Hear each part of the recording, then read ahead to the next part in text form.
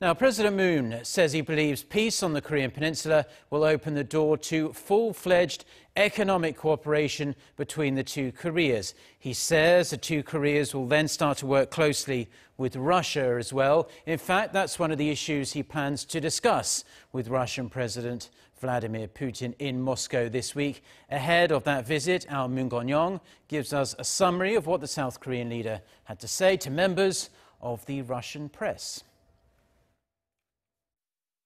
South Korea and Russia share the common goal of a complete denuclearization of the Korean Peninsula and a lasting peace settlement. That's South Korean President Moon Jae-in in an interview with the Russian media on the eve of his 4-day state visit to the world's largest country by area.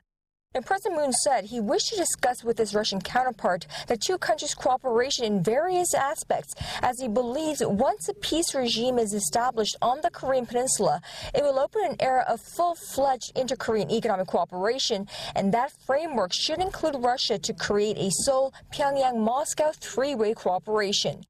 The bilateral cooperation between South Korea and Russia can begin in areas such as railways, natural gas and electricity, the president said, and the North can join later. The South Korean president added once a lasting peace system is established between the two Koreas, in the long run, it should develop into a multilateral peace and security cooperation system that encompasses the entire Northeast Asia region. For that, Mr. Moon will continue to closely coordinate with Russian President Vladimir Putin. On the results of the North Korea-U.S. summit in Singapore earlier this month, the South Korean president said they have surpassed all expectations and called all the parties concerned now to implement the agreed measures as soon as possible. He stressed North Korea should take certain steps and the U.S. should provide comprehensive security guarantee. President Moon, during this first state visit by a South Korean head of state to Russia since 1999, is scheduled to sit down with his Russian counterpart on Friday for the third time since taking office in May 2017, and also become the country's first ever president to deliver a speech to the Russian State Duma.